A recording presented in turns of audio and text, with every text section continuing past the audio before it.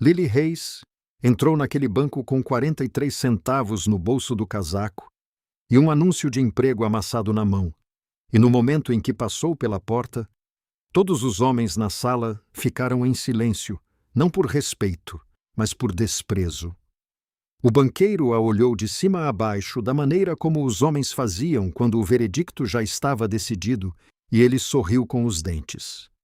Esta posição, disse ele lentamente, requer uma mulher de constituição adequada. Lily colocou o anúncio em sua mesa. Ela o alisou com uma mão firme. Então sou exatamente o que você está procurando, disse ela. E ela não piscou. Se esta história já fez seu coração bater mais rápido, você é exatamente para quem ela foi feita. Por favor, inscreva-se em nosso canal agora mesmo e ative o sininho de notificações para nunca perder uma história. Deixe o nome da sua cidade nos comentários abaixo. Quero ver até onde esta história viaja. Agora acomode-se, porque o que acontecerá a seguir mudará para sempre a maneira como você vê a força. A carroça estava na estrada há 11 dias. Lily Hayes sabia por que havia contado cada um deles, não em sua cabeça, mas em seu corpo. Cada solavanco na terra do Texas havia sacudido as tábuas da carroça e entrado em seus ossos. E na 11ª manhã, suas costas pararam de doer simplesmente porque haviam passado da dor para algo dormente e permanente. Sua mãe, Evelyn, sentou-se em frente a ela com a coluna perfeitamente reta e as mãos cruzadas no colo. E ela não reclamou uma vez, o que era, de alguma forma, a coisa mais exaustiva de todas. Estamos perto, disse Evelyn, sem desviar o olhar da estrada à frente. O carteiro disse 3 milhas após o riacho seco. O riacho estava seco, disse Lily. Então já passamos por ele. Lily não disse nada. Ela olhou para suas mãos, que agora estavam ásperas em alguns lugares onde não estavam há 6 meses. E ela pensou na carta.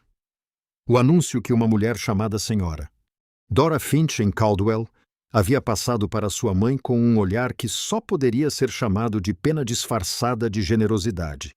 Procurando mulher capaz, trabalho em rancho, quarto e alimentação fornecidos, sem perguntas. Essa última parte havia sido sublinhada 2 vezes. Sem perguntas. Lily a leu 4 vezes antes de entender que o sublinhado não era uma promessa. Era um aviso sobre que tipo de mulher eles esperavam que aparecesse. Ela sabia que tipo de mulher ela era. A cidade de Granger havia deixado isso muito claro antes de partirem. A carroça saiu da estrada principal para uma trilha que era menos estrada e mais intenção. Apenas 2 linhas pálidas marcadas na grama rasteira pelas rodas que haviam vindo e ido ao longo de muitos anos.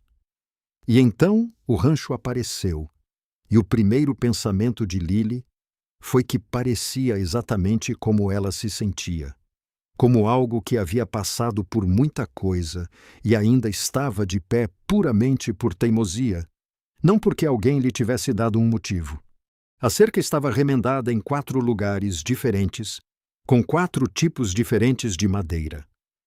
A porta do celeiro pendia em um ângulo que sugeria que a dobradiça superior havia cedido há algum tempo e ninguém havia se dado ao trabalho de consertá-la ainda.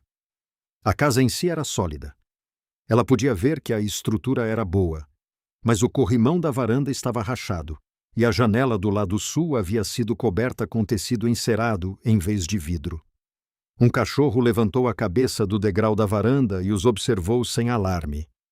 Tudo no lugar dizia: estamos sobrevivendo. Mal, mas sobrevivendo.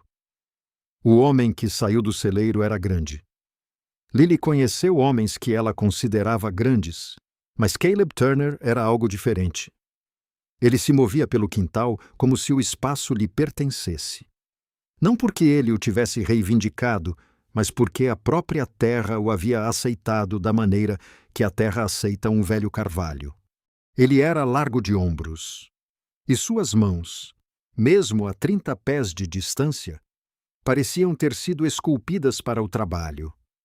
Ele tinha cabelos escuros ficando grisalhos nas têmporas, e uma mandíbula que não via navalha há pelo menos uma semana.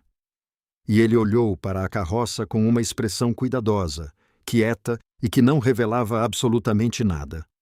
Ele parou na beira do quintal e esperou. Evelyn desceu primeiro porque Evelyn sempre ia primeiro. Era assim que sempre tinha sido.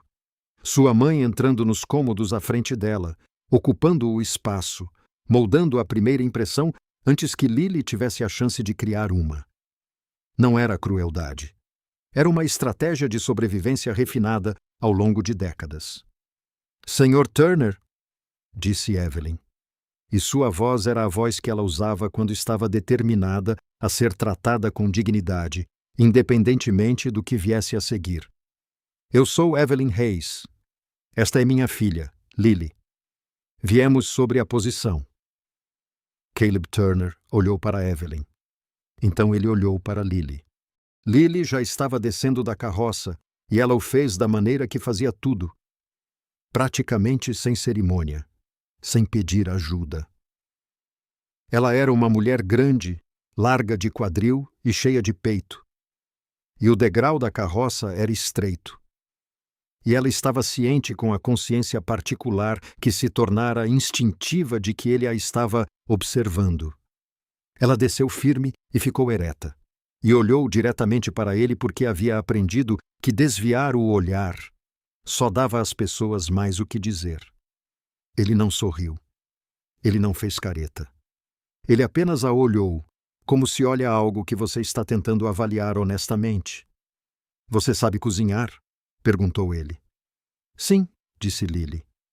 Você consegue trabalhar um dia inteiro sem parar. Eu consigo trabalhar.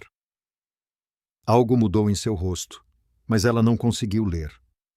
A última mulher que teve este emprego durou 3 semanas, disse ele.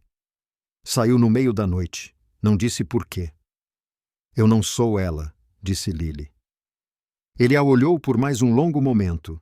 Então ele olhou para Evelyn. Então ele olhou de volta para a carroça, para o pequeno baú amarrado na parte de trás e a mala amassada ao lado dele. E Lily pôde vê-lo fazendo a aritmética da situação deles. 2 mulheres, pouca bagagem, muito longe de qualquer lugar que as teria enviado para cá de outra forma. Sem perguntas, disse Lily baixinho. Foi o que o anúncio disse. Foi o que disse, concordou ele. Então não precisamos discutir o que nos trouxe aqui. Apenas se podemos fazer o trabalho. Ele ficou em silêncio por um momento. O cachorro levantou-se do degrau da varanda, aproximou-se e cheirou a mão de Lily, e ela permitiu. E ele abanou o rabo uma vez e voltou. Quartos nos fundos da casa, disse Caleb finalmente. Um pequeno para um. Sua mãe terá que compartilhar ou dormir no chão. O chão está bom, disse Evelyn imediatamente, embora ela nunca tivesse dormido no chão em sua vida. O jantar é minha responsabilidade a partir de hoje à noite, disse Lily. O que você tem que... Farinha de milho, meio lado de bacon ficando questionável. 3 ovos. Isso é o suficiente. Ela desamarrou a mala da parte de trás da carroça. Precisarei de uma faca decente e um fogão funcionando. O fogão funciona? Disse ele. Facas no gancho perto da porta. Ela pegou a mala e caminhou em direção à casa. E ela sentiu os olhos dele em suas costas e continuou andando. Atrás dela, ela ouviu sua mãe dizer algo em voz baixa, muito baixo para ouvir. E ela ouviu Caleb responder. E então, o som de botas nas tábuas da varanda. Ela não olhou para trás. Ela também havia aprendido isso. Que a cidade de Cutter's Bend ficava a 4 milhas a leste, o que era perto o suficiente para que as pessoas soubessem seus negócios e longe o suficiente para que ajudá-la fosse inconveniente. Lily aprendeu isso na primeira vez que foi buscar suprimentos. Ela tinha uma lista: farinha, banha, sal, carne de porco, feijão seco, óleo de lamparina, e tinha a quantia exata de dinheiro que Caleb lhe dera, contada em moedas e dobrada em um lenço. Ela entrou na loja geral de Bauer com a lista e o lenço, e a postura particular que havia desenvolvido ao longo de anos de entrar em lugares onde não era totalmente bem-vinda. E as 3 mulheres que já estavam no balcão pararam de falar no momento em que ela entrou pela porta. Ela reconheceu o silêncio. Era o tipo que significava que ela havia sido o assunto da conversa que havia interrompido. O homem atrás do balcão era corpulento, o que ela achou irônico, e ele tinha olhos pequenos e pálidos que a percorreram lentamente antes de dizer: "Posso ajudar? Tenho uma lista", disse ela e a colocou no balcão. Ele olhou para a lista. Ele olhou para ela. "Você é a mulher que Turner contratou?" "Sou." Ouvi dizer que ele acolheu algumas mulheres de Galveston. Ele disse Galveston da maneira que as pessoas diziam quando queriam dizer algo completamente diferente. E atrás de Lily, uma das 3 mulheres fez um som que era quase, mas não exatamente, uma risada. "Sou de Harnett", disse Lily. Sua voz estava calma. "A lista, por favor." Ele demorou. Ele preencheu cada item lentamente e chamou o preço de cada um alto o suficiente para que as mulheres atrás dela ouvissem, como se os próprios preços fossem de alguma forma condenatórios. Quando chegou à farinha, ele fez uma pausa e disse: "Turner, sei que você está comprando essa quantidade." "Ele me deu o dinheiro", disse Lily. Ela abriu o lenço e contou as moedas no balcão, exatas até o centavo. Ele olhou para as moedas. Ele olhou para ela. Ele as varreu do balcão para a palma da mão sem contá-las. Ela pegou o pacote e se virou. E as 3 mulheres a olhavam com expressões que ela conhecia tão bem quanto conhecia seu próprio reflexo. Pena disfarçada de preocupação. Desprezo disfarçado de propriedade. A do meio, uma mulher magra em um vestido azul com cabelo cinza ferrugem, disse: "Você sabe o que esta cidade pensa de Caleb Turner?" "Eu sei o que eu penso em fazer meu trabalho", disse Lily, e saiu. Ela ouviu elas começarem a falar novamente antes que a porta estivesse completamente fechada. Caleb Turner não era um homem dado a conversas. Lily passou a entender isso em incrementos, da maneira que se entende o clima. Não de uma única tempestade, mas do acúmulo de pequenos sinais. Ele comia o que ela colocava na frente dele e dizia bom ou bem, ou não dizia nada. Ele trabalhava desde antes do nascer do sol até depois do anoitecer. Ele nunca lhe pediu para fazer nada que ela não tivesse oferecido. E ele a observava trabalhar da maneira que um homem observa algo que está tentando entender sem ainda ter as palavras. Ela cozinhava. Ela limpava. Ela consertou as cortinas da sala da frente com linha que encontrou na bolsa de sua mãe, e não mencionou. Ela encontrou uma tábua solta no chão da cozinha e a pregou com pregos do celeiro. Ela reorganizou a despensa para que as coisas pudessem ser encontradas no escuro, e ela consertou a dobradiça da porta do celeiro sozinha, usando uma chave inglesa que localizou após 20 minutos de busca e uma técnica que aprendeu observando um ferreiro em Harnett que estava disposto a ensiná-la, porque ela estava disposta a aprender. Na terceira noite, Caleb entrou do celeiro e parou na porta da cozinha e olhou para a porta. Aquilo estava quebrado, disse ele.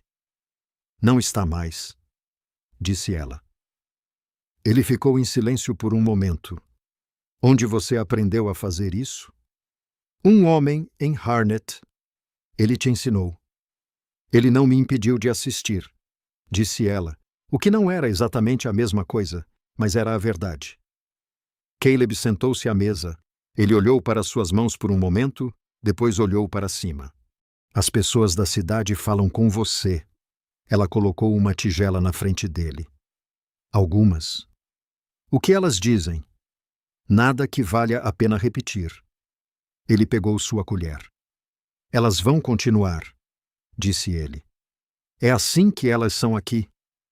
Elas estão me atazanando há 2 anos. Elas não desistem. Nem eu, disse Lily. Ele a olhou. Então realmente olhou da maneira que não tinha conseguido antes. Da maneira que significava que algo estava sendo levado a sério. Eu acredito nisso, disse ele. Não foi exatamente um elogio.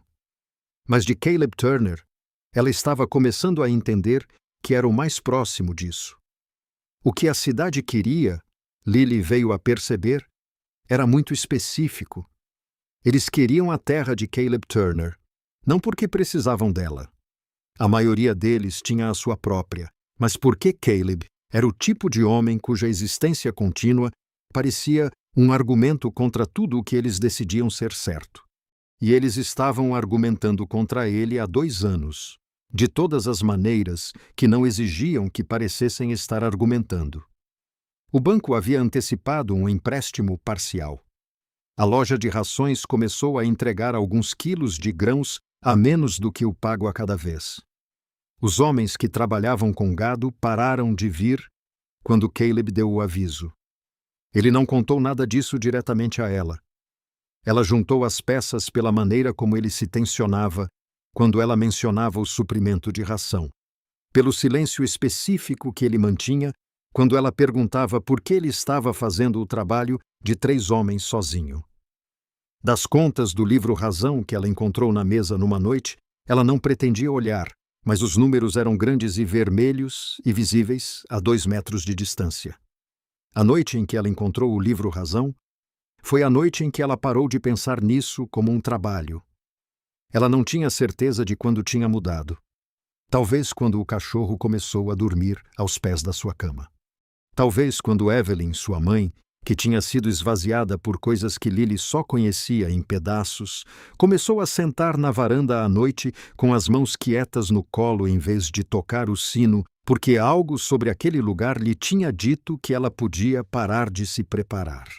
Talvez tenha sido a noite em que uma tempestade veio rapidamente do norte, e Lily saiu para o celeiro às 2 da manhã para acalmar os cavalos porque os tinha ouvido e sabia que Caleb já estava exausto, e ela ficou com eles por 2 horas no escuro, falando baixo e firme. E quando ela voltou para dentro, Caleb estava na cozinha com uma lanterna e ele disse: "Você não precisava fazer isso."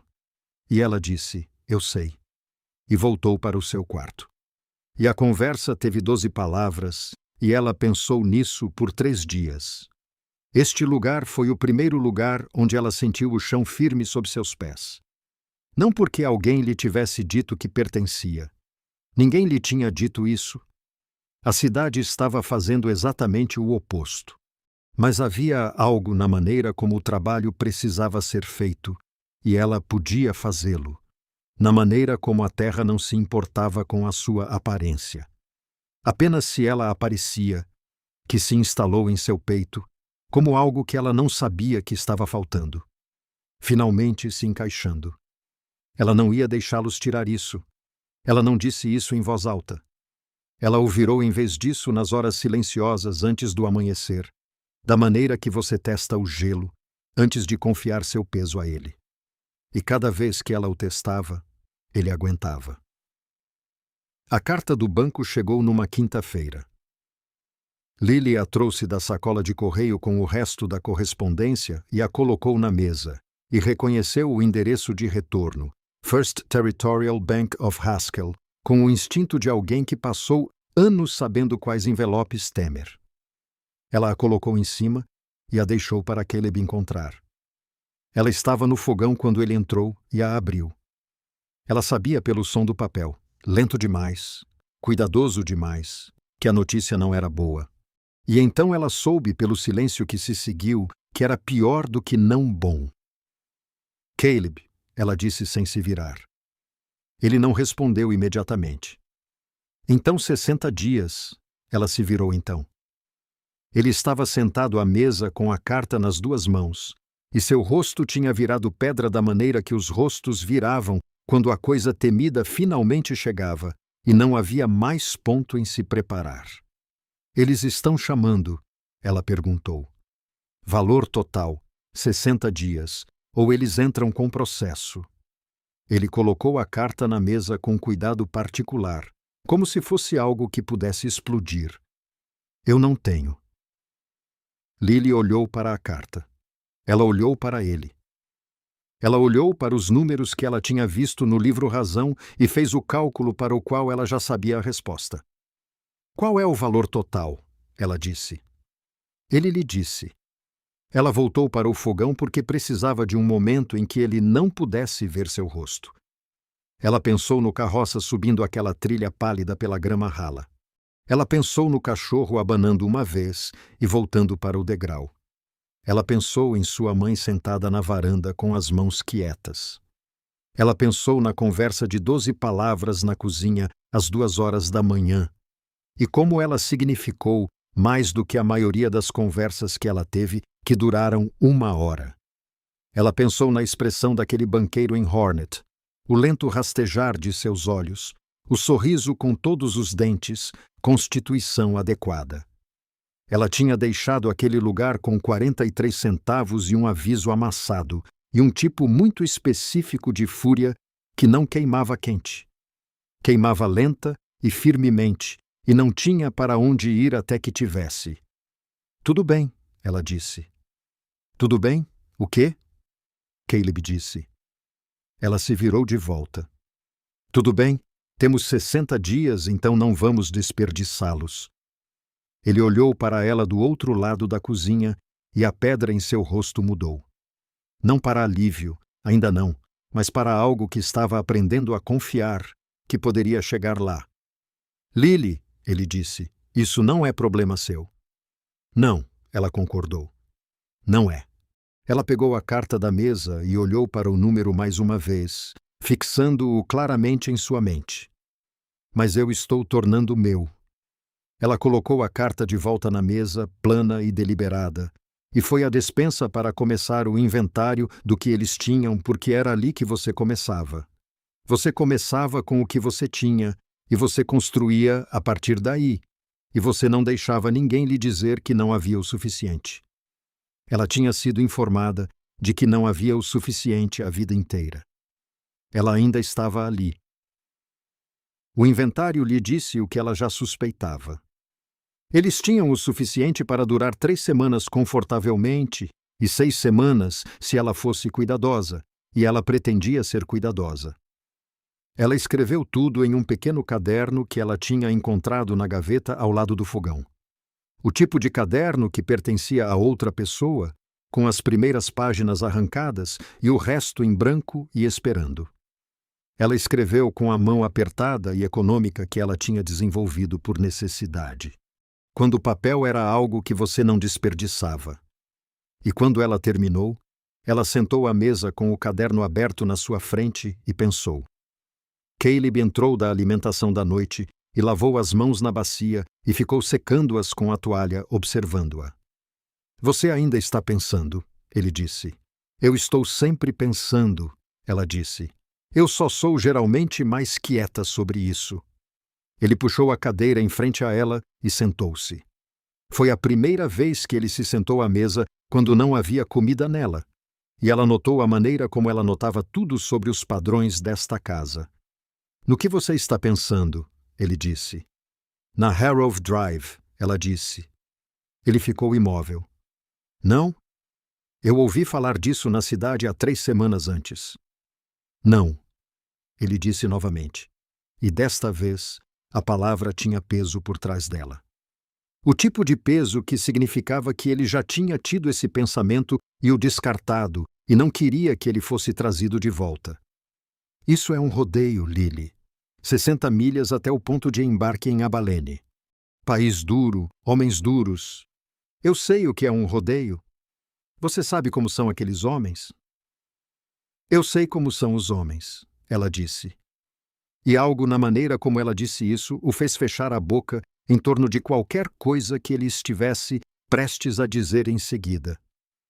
Ela deixou o silêncio pairar por um momento, e então ela disse mais baixinho.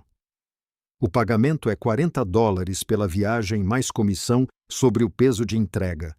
Se o rebanho chegar completo, pode ser 60, talvez 65. Harrow ainda está com 2 mãos de sobra. Eu falei com o capataz dele. Você falou com o capataz de Hargrove. Terça-feira, quando fui à loja de ração. Ele a encarou. Lily Caleb.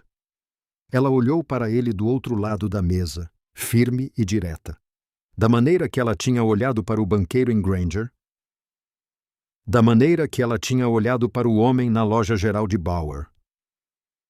Da maneira que ela tinha estado olhando para as pessoas a vida inteira, quando ela precisava que elas a vissem claramente, em vez de apenas ver o que elas esperavam.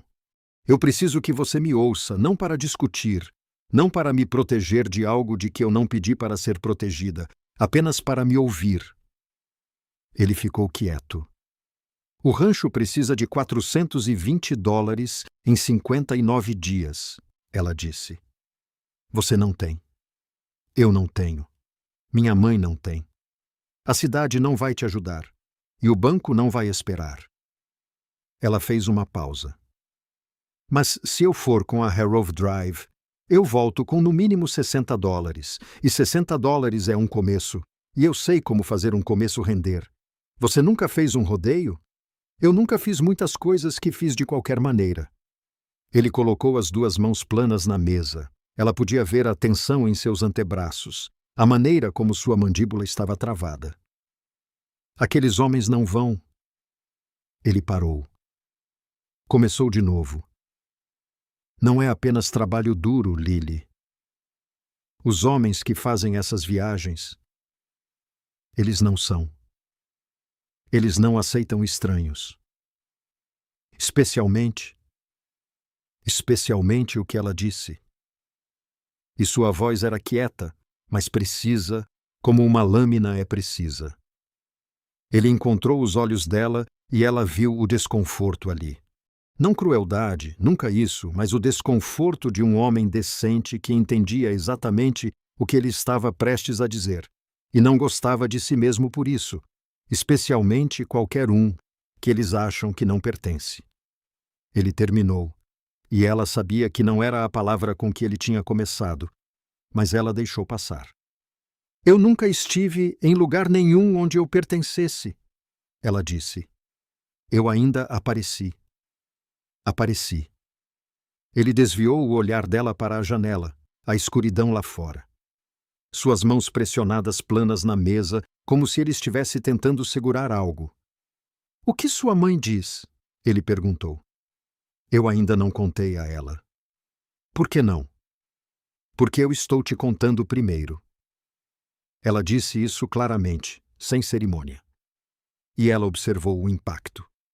Observou ele entender que ela estava contando a ele primeiro porque a resposta dele importava, porque ela tinha decidido em algum lugar nas últimas semanas que a opinião dele era uma das poucas que ela estava genuinamente interessada. E porque eu queria que você soubesse que eu não estou pedindo permissão. Eu estou pedindo para você confiar em mim. O silêncio que se seguiu foi longo. Lá fora, o cachorro se moveu na varanda, unhas clicando nas tábuas. A lâmpada no balcão lançava longas sombras pela sala. Você vai independentemente do que eu diga, Caleb disse finalmente. Sim, ela disse. Ele suspirou. Foi um som longo e lento.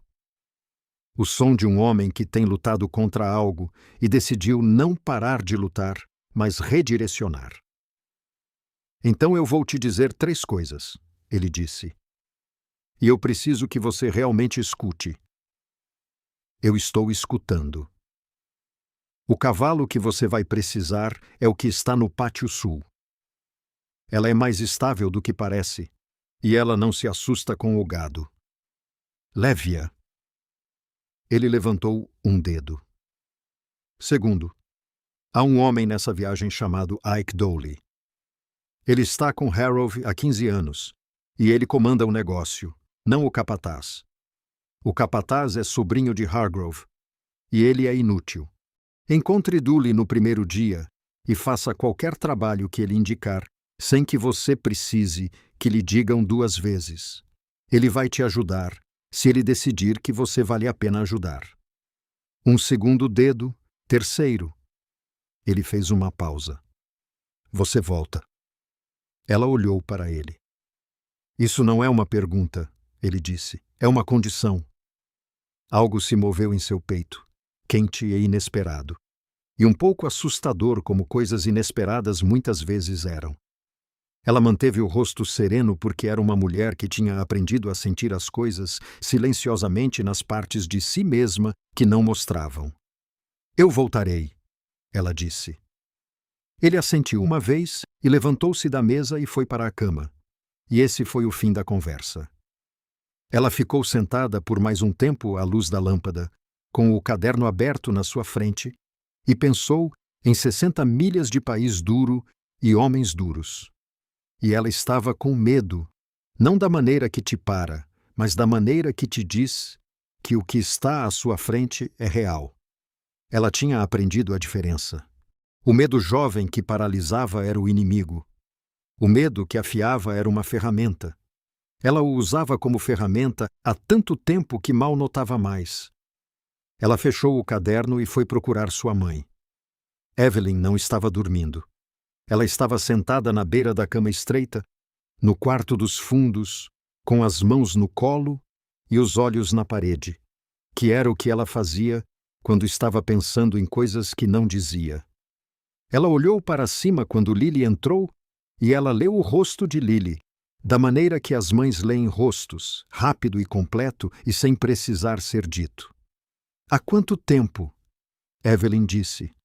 3 semanas, talvez um pouco mais. Evelyn olhou para as mãos dela. Ele não vai te impedir. Não. Bom. Ela disse isso baixinho, mas ela quis dizer. E Lily ouviu todo o peso disso. O peso de uma mulher que passou anos vendo sua filha ser impedida por todos ao seu redor. E nunca teve o poder de mudar isso. E carregou a culpa disso como uma pedra. Bom, Evelyn disse novamente. Então tome cuidado com o seu joelho esquerdo. Ele tem estado inchando. Eu sei. E coma o suficiente. Você se esforça quando está ansiosa e esquece de comer. Mamãe, eu não terminei.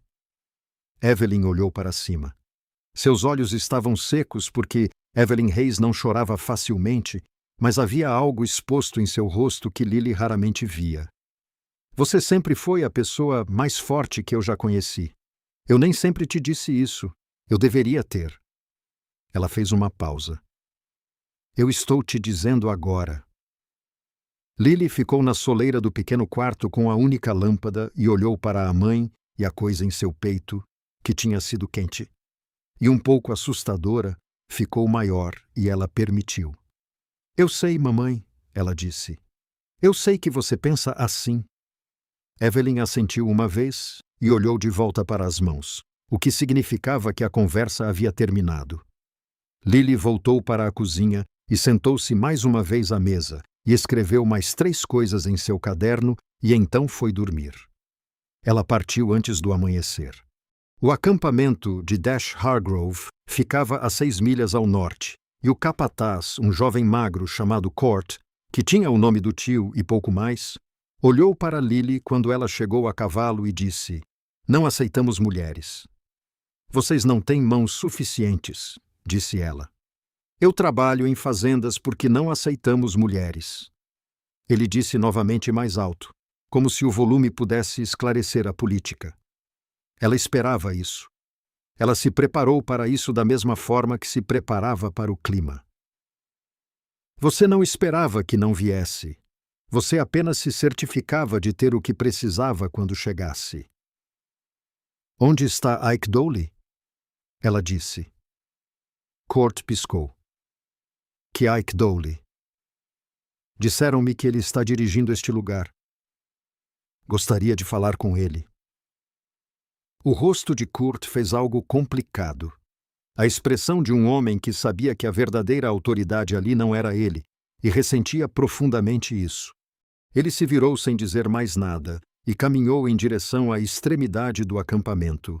E Lily o seguiu por conta própria, e ela encontrou Ike Dowley agachado sobre uma roda de carroça com uma chave inglesa na mão, e a expressão de um homem que está lidando com essa roda em particular há mais tempo do que gostaria.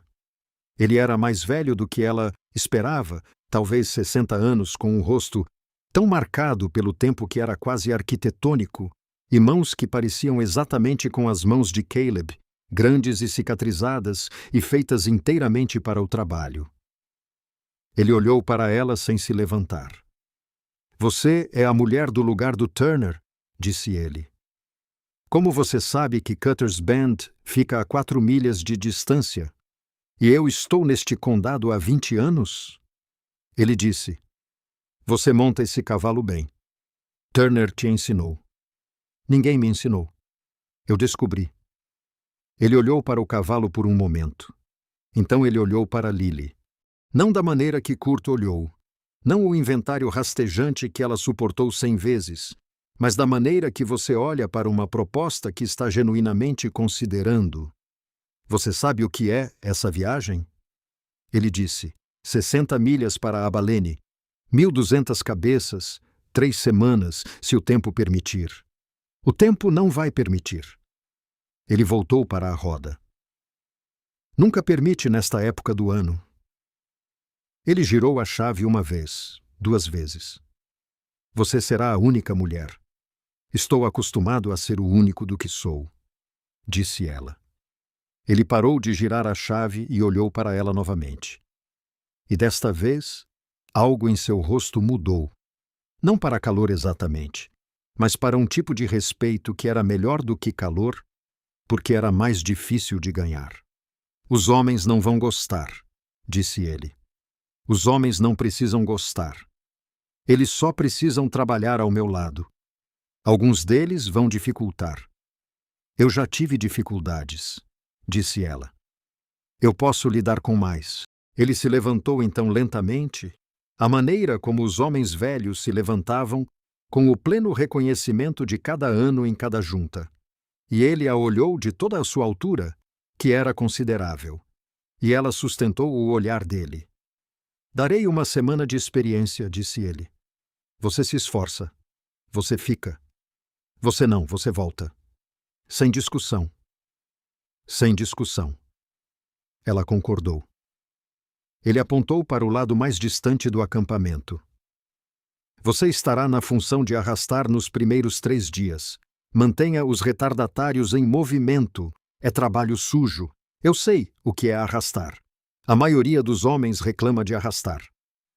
Eu não sou a maioria dos homens, disse ela. E ela virou o cavalo e cavalgou em direção à posição que ele apontara. E atrás dela, ela o ouviu dizer algo em voz baixa que poderia ter sido uma risada, embora ela não tivesse certeza. Arrastar era exatamente tão terrível quanto anunciado. A poeira era a primeira coisa. A poeira espessa e sufocante levantada pelas botas que 1.200 cabeças de gado geravam na parte de trás do rebanho. O tipo de poeira que entrava em seus olhos, em seus pulmões e em seus dentes e ficava lá. Ela usou sua bandana puxada sobre o nariz na primeira hora e a manteve lá. O trabalho era implacável e repetitivo e exigia atenção total, sem oferecer nenhuma recompensa, além do conhecimento de que o bezerro retardatário que ela acabara de empurrar de volta para a linha provavelmente se atrasaria novamente em 10 minutos e ela faria isso de novo. Os homens a ignoraram no primeiro dia. Isso era melhor do que a alternativa, e ela sabia disso, e ela fez seu trabalho e não pediu nada a ninguém. No segundo dia, um homem chamado Roth decidiu que ela valia a pena entretê-lo. Ele era grande e barulhento, da maneira de homens que nunca haviam sido desafiados por serem barulhentos. E ele cavalgou ao lado dela à tarde com o chapéu para trás e um sorriso que significava que ele já havia decidido a piada antes de começar a contar. Deve ser um trabalho duro, disse ele para uma mulher do seu tamanho. Toda essa balançada. Lily manteve os olhos no telhado do gado, disse ela. Tenho movido gado retardatário nesta poeira desde o nascer do sol, e tenho 4 horas restantes no meu turno e não tenho paciência para você. Siga em frente. Roth piscou. Ele não esperava ser abordado pelo nome. Ela havia feito questão de aprender o nome de todos na primeira noite. Estou apenas dizendo que sei o que você está dizendo. Ela disse que tenho ouvido isso a minha vida toda. Isso não me impediu de fazer nada que eu precisasse fazer então e não vai agora. Então siga em frente. Ele seguiu em frente. Naquela noite no acampamento, ela comeu sozinha, o que estava bom. Ela havia comido sozinha em mais lugares do que podia contar. Ela estava ciente dos olhares, alguns curiosos, outros hostis, alguns cuidadosamente neutros, e ela comeu sua comida e limpou o prato e foi verificar o cavalo antes de dormir. Porque o cavalo havia raspado sua pata dianteira esquerda em uma pedra naquela tarde, e ela queria ter certeza de que não estava inchando, não estava. Ela ficou com a mão na perna do cavalo no escuro e sentiu o silêncio particular do campo aberto à noite, que na verdade não era silencioso. Estava cheio de sons, apenas nenhum deles humano, e ela pensou sobre a fazenda, sobre a cozinha com o caderno na mesa, sobre as mãos de Caleb planas na madeira, e você volta. E como não tinha sido uma pergunta, ela ia voltar. Ela tinha dito isso, e ela queria dizer isso. Ela só tinha que passar pelos 23 dias intermediários. Ao final da primeira semana, Ike Dowley a tirou da função de arrastar. Ele não explicou por quê. Ele simplesmente lhe disse no briefing da manhã que ela estava no flanco, e ele passou por ela para o próximo homem sem parar. Mas ela notou que 2 dos outros homens, na função de arrastar naquela semana, não haviam terminado seus turnos sem reclamação. E ela havia. E ela pensou que isso provavelmente explicava adequadamente. Flanco era melhor, não mais fácil. O trabalho de manter o rebanho de se espalhar era constante e exigia mais cavalgadas, mais decisões rápidas, mas melhor porque você podia ver além da poeira. Ela podia ver a terra, o céu, a forma da viagem passando pelo país, e havia algo nessa visão mais ampla que a lembrava do que ela estava fazendo e por quê. O homem cavalgando no flanco oposto era um peão magro e marcado pelo tempo chamado Carl Briggs, que tinha cerca de 65 anos e tinha a disposição de alguém que tinha visto tudo e raramente se surpreendia com qualquer coisa. Ele não falou com ela por 2 dias. No terceiro dia, durante uma parada para descanso, ele se aproximou dela enquanto ela verificava os cascos do cavalo e disse: "Você se saiu bem lá no cruzamento." Ela ajudou a empurrar os líderes através de um riacho raso, mas de correnteza rápida naquela manhã, enquanto outros 2 peões seguravam para trás. "Precisava ser feito", disse ela. Ele mastigou por um momento. "O lugar do Turner." "Sim, bom homem", disse ele sem elaboração e sem convite para elaborar, e ele voltou para seu próprio cavalo. Ela entendeu depois de um tempo que era assim que a confiança era construída ali. Não em discursos, não em explicações, em pequenos reconhecimentos dados claramente e sem decoração por pessoas que aprenderam que as palavras eram caras e não deveriam ser desperdiçadas em coisas que você não queria dizer. Ela entendeu essa linguagem. Ela a falava a vida toda. Eram apenas as pessoas ao seu redor que nunca tinham ouvido. Os dias se empilhavam 10, 12, 14, e o gado se movia, e o país se abria e se tornava mais áspero e se abria novamente. E Lily Reis cavalgava por ele com o cavalo sob ela e a poeira em seus dentes e o número 420 em sua mente, como um ponto de bússola, como a estrela fixa pela qual ela navegava, e ela não parava, e ela não pedia nada que não tivesse ganhado. E lentamente, tão lentamente, era quase imperceptível a maneira como o clima muda. Antes que você perceba que mudou, os homens ao redor dela começaram a parar de olhar através dela e a olhar para ela. Não com calor, ainda não, mas com a atenção particular que precedia o respeito, o tipo que dizia: "Estamos observando e até agora o que vemos não nos envergonha." Ela aceitaria. Ela aprendeu a aceitar o que era oferecido e a construir sobre isso, porque esperar mais do que o oferecido nunca a levou a lugar nenhum em sua vida. À noite, quando o acampamento estava quieto, e o fogo havia queimado até as brasas, e o gado se movia em seu sono, como o gado faz, ela escrevia em seu caderno. Não muito, algumas linhas, a quilometragem do dia, o estado da perna do cavalo, que permaneceu limpa e saudável.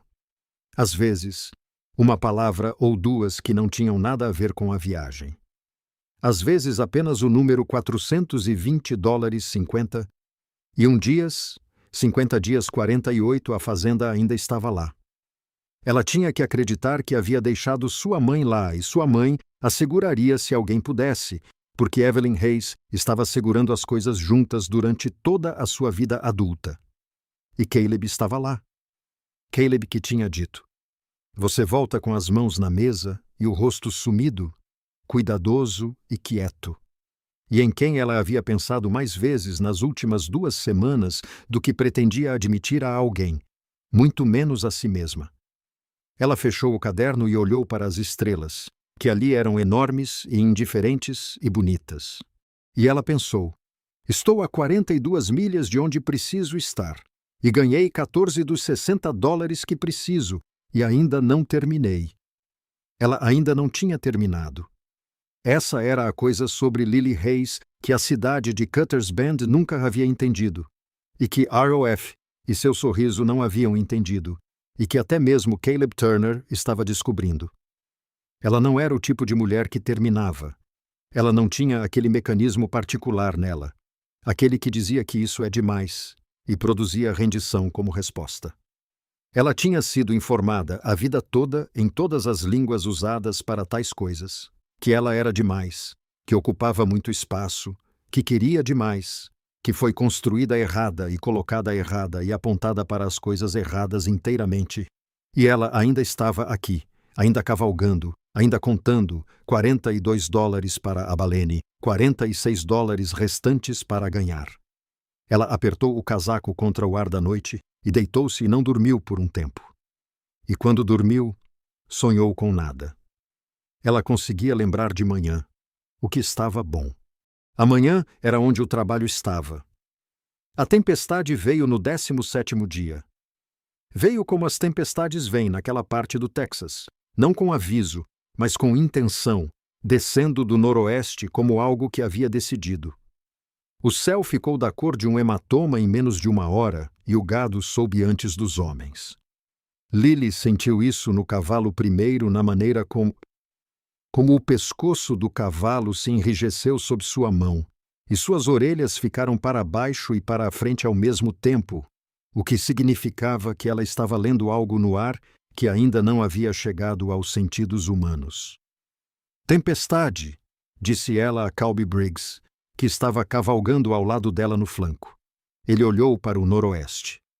"Sim", disse ele, que era tudo o que ele disse, mas ele já estava virando seu cavalo para a frente do rebanho. O que se seguiu foram 3 horas que Lily passaria o resto de sua vida sem conseguir descrever completamente, porque a experiência de um estampido de gado em uma tempestade com raios não era algo que a linguagem foi projetada para conter. O trovão atingiu e o rebanho se fraturou na borda dianteira, e a seção fraturada se tornou uma onda e a onda se tornou um rugido. E então, não havia nada além de barulho e movimento, e a tarefa singular e focada de não morrer, enquanto também impedia que o máximo de gado possível desaparecesse na escuridão. Ela permaneceu no cavalo. Essa foi a primeira coisa que o cavalo não quebrou, não disparou, não fez nada além de fincar as patas e correr com força na direção que Lily apontava. E Lily apontou para o gado que se separava da borda leste do rebanho, e o empurrou, e sentiu o cavalo deslizar uma vez em solo molhado, e corrigiu e continuou. Ela perdeu o rastro dos outros homens nos primeiros 20 minutos. Você não conseguia rastrear nada naquela escuridão com a chuva vindo horizontal e o gado em 3 lados. Você só podia fazer seu trabalho e confiar que os outros estavam fazendo o deles. Em algum momento, uma vaca veio em sua direção pela esquerda, em pânico, sem atacar, apenas correndo às cegas, e atingiu os quartos traseiros do cavalo com força suficiente para derrubar ambos para o lado. E Lily agarrou o chifre da sela com as duas mãos e segurou. E o cavalo se recuperou, encontrou seus pés e continuou correndo. Seu joelho esquerdo bateu em algo. Ela não sabia o quê. Enviou uma dor aguda pela perna tão forte que ela emitiu um som que nunca tinha feito antes. Algo involuntário. Um animal. E então ela cerrou os dentes e continuou cavalgando. Quando a tempestade se quebrou, ela se quebrou rápido. O trovão se moveu para o leste e a chuva diminuiu, e depois parou e o gado diminuiu o ritmo. O gado diminuiu gradualmente, relutantemente, o pânico escoando deles como água de um vaso quebrado. Ela passou mais 1 hora na escuridão, empurrando os dispersos de volta para o corpo principal. E quando Ike Dowley ordenou a parada, ela estava molhada até a pele e tremendo, embora se de frio, exaustão ou do joelho, ela não conseguisse dizer completamente. Ela desceu do cavalo e ficou em pé no chão molhado, e segurou as rédeas do cavalo e respirou. Você está apoiando o lado esquerdo, disse Julie, aparecendo da escuridão a cavalo. Estou bem, disse ela. Eu não perguntei se você estava bem. Eu disse que você está apoiando o lado esquerdo. Ela olhou para ele. Seu rosto era difícil de ler na escuridão, mas sua voz era firme. A voz de um homem fazendo uma observação, não uma acusação. Uma vaca nos atingiu, disse ela. Bati meu joelho em algo. Não está quebrado. Como você sabe? Porque estou em pé sobre ele. Ele fez um som. Você segurou a borda leste, disse ele. Perdeu a testa lá. Poderiam ter sido 40. 4 não é bom, disse ela. Não, ele concordou. Mas 40 teria sido pior. Ele virou o cavalo. Segue-se. Movemo-nos ao primeiro sinal de luz. Ela não se secou precisamente. O acampamento estava molhado e os sacos de dormir estavam molhados e a lenha para o fogo levou 40 minutos para ser coachada em algo útil, mas ela eventualmente se aqueceu o suficiente sentada perto do fogo com o casaco fumegando e as mãos em volta de uma caneca de café que era principalmente terrível e completamente essencial. Seu joelho havia inchado dentro da bota. Ela podia sentir a pressão apertada dele e pensou no que sua mãe havia dito. Seu joelho esquerdo, ele tem estado inchado. Ela pensou em como Evelyn havia dito isso, a maneira como ela dizia coisas que vinha observando há muito tempo, e finalmente decidiu nomear. Ao redor do fogo, os homens estavam quietos da maneira de pessoas que haviam sobrevivido a algo e ainda não haviam decidido como se sentiam a respeito. 2 dos peões mais jovens estavam verificando seus cavalos. Cal Briggs estava fumando seu cachimbo e olhando para as brasas. Roth estava sentado do outro lado e não olhava para ninguém. E Lily notou com um tipo de interesse cansado que ele não havia mantido sua posição durante o estampido. Ela tinha visto seu cavalo na extremidade errada do caos, movendo-se para longe do rebanho em vez de para dentro dele. Ela não ia dizer nada sobre isso. Ela guardou isso na parte de sua mente, onde mantinha coisas que eram verdadeiras e úteis. Depois de um tempo, um dos homens mais jovens, Tommy, 19 anos e tão longe de casa que ele lhe disse 2 vezes sobre sua mãe no Tennessee, sem parecer saber que ele já tinha dito antes, olhou através do fogo para ela e disse: Você não correu. Não, disse ela. Ruth correu. Tommy disse, não em voz baixa o suficiente. Tommy Kalbrig disse sem olhar para cima das brasas. Bem, ele correu. Isso não é da sua conta. Lily olhou para Ruth através do fogo. Ruth estava olhando para o chão e sua mandíbula estava se movendo e ela reconheceu a qualidade particular de seu silêncio. Era o silêncio de um homem que tinha algo a provar agora e estava tentando decidir como provar.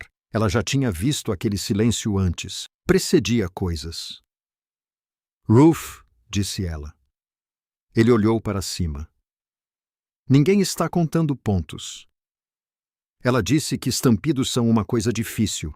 Todos nós passamos por isso. Isso é o que importa esta noite. Ele a encarou. Algo em seu rosto se moveu. Não gratidão.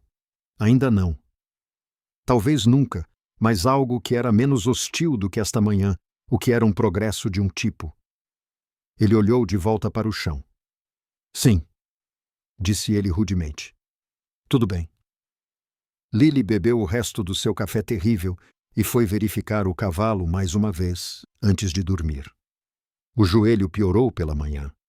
Não tão ruim que ela não pudesse trabalhar. Ela podia trabalhar. Ela vinha trabalhando com coisas piores do que isso há mais tempo do que conseguia se lembrar.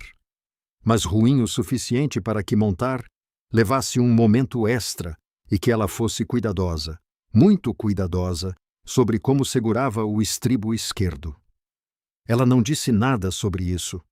Ela tomou sua posição no flanco e cavalgou. Mas Dooley viu. Claro que ele viu.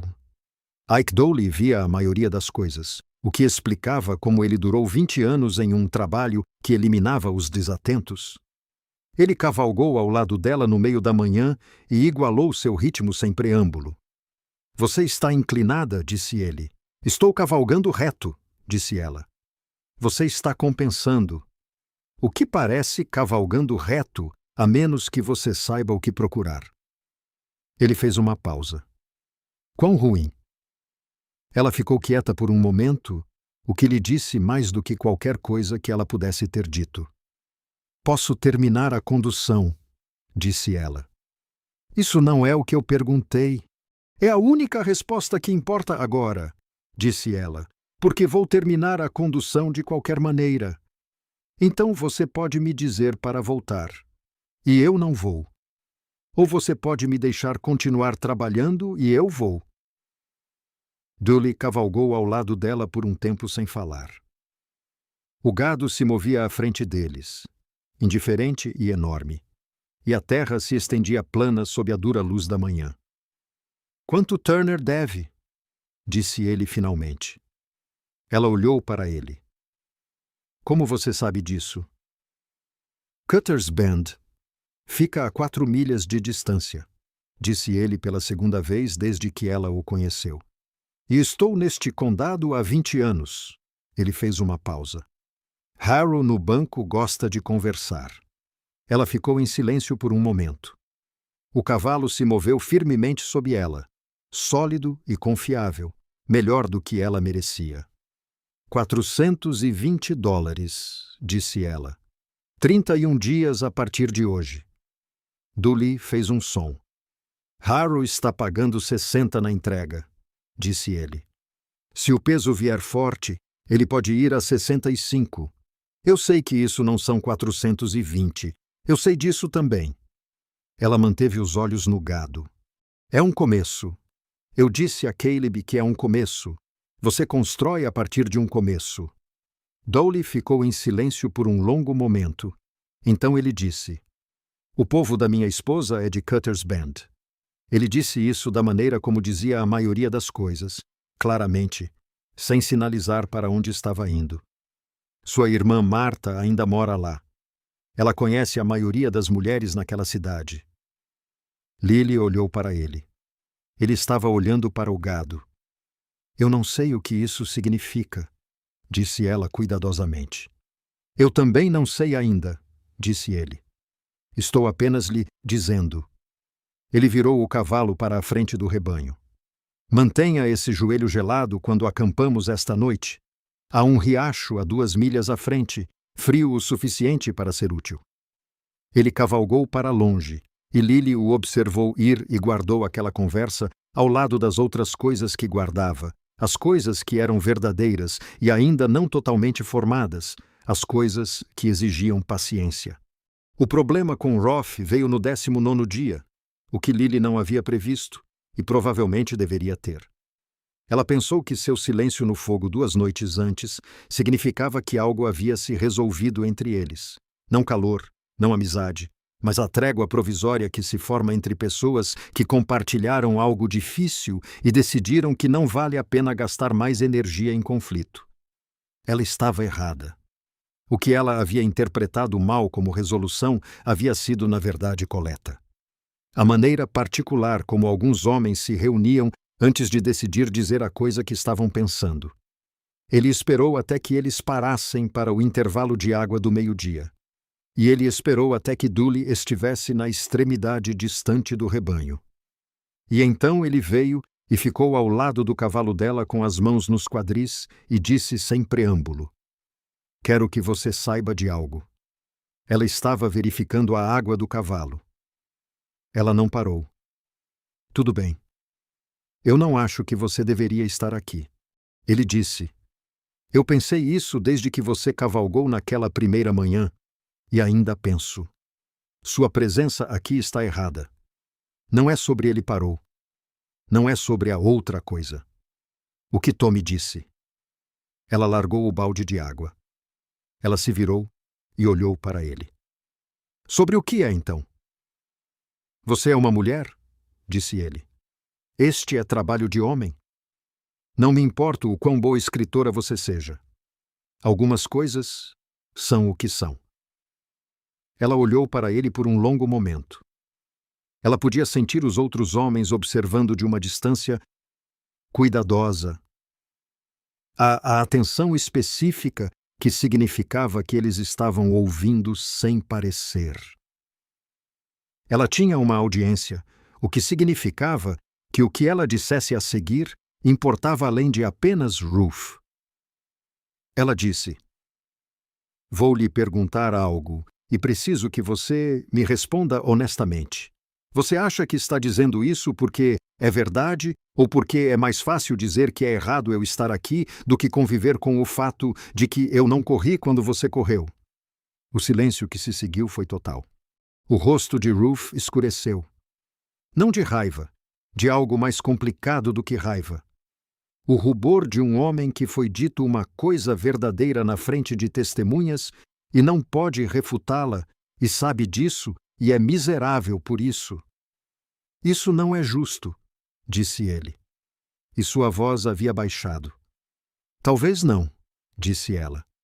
"Mas é honesto, e acho que você preferiria honesto a justo, se tivesse que escolher. Porque justo é o que as pessoas dizem quando querem se sentir melhor, sem ter que pensar mais." Ela fez uma pausa. "Não estou aqui porque é justo. Estou aqui porque há trabalho a fazer e eu posso fazê-lo. É tudo. O mesmo que você." Ela pegou o balde de água. "O mesmo que todo homem nesta condução." Ruth ficou ali por um momento. Ele abriu a boca e a fechou novamente. Então ele se afastou de volta para seu cavalo e Cal Briggs veio ao lado de Lily e disse muito baixinho e sem olhá-la: "Isso ia dar muito certo ou muito errado?" "Qual foi?" Ela disse. "Pergunte-me em uma semana." Ele disse e seguiu em frente. Ela descobriu em 3 dias. F apareceu em seu flanco esquerdo na 22ª manhã, sem explicação ou introdução, e caiu em posição ao lado dela. E ele trabalhou o gado com uma competência que ela agora entendia que era real o tempo todo. Ele era um peão habilidoso, e a corrida tinha sido medo, não covardia. E havia uma diferença, embora nem todos a concedessem. Ele não pediu desculpas. Ela não pediu a ele. Eles trabalharam o flanco juntos por 2 horas sem trocar uma palavra. E então ele disse: "Você tem um plano para o dinheiro." "Trabalhando nisso", disse ela. "O valor total." "Eu sei qual é o valor total." Ele ficou quieto por um pouco. "Minha irmã mora em Haskell." Ele disse: "Perto do banco." Ele disse isso da mesma forma que Dully havia dito. "O povo da minha esposa é de Cutter's Bend." Claramente, sem sinalizar. Como se estivesse simplesmente relatando geografia. Ela conhece o gerente de lá, um homem chamado Ulrich. Vai à igreja dela. Lily olhou para ele. Ele estava olhando para o gado. Estou apenas dizendo, disse ele. Você continua dizendo coisas, e depois dizendo que está apenas dizendo. Ela disse. Bem, disse ele.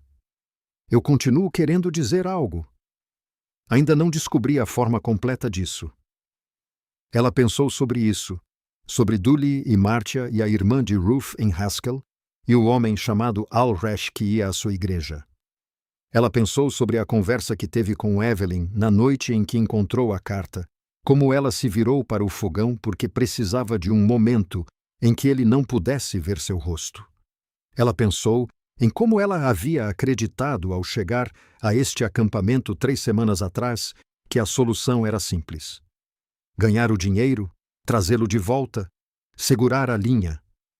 Ela estava começando a entender que a solução não era simples. Não seria uma coisa. Seriam muitas coisas, a maioria delas ainda não visíveis, conectadas por um fio. Ela estava apenas começando a traçar. Telhado, ela disse. H. Quando chegarmos a Abalene, preciso enviar algumas cartas. Ele assentiu devagar e deliberadamente. O correio fica na rua principal, disse ele. Eu te mostro onde. Eles cavalgavam o resto da tarde em um silêncio diferente de todos os silêncios que vieram antes. Não era hostil, não era provisório, mas proposital. O tipo de silêncio que significava que 2 pessoas estavam pensando no mesmo problema de ângulos diferentes e decidiram, sem dizer explicitamente, que estavam pensando nisso juntas.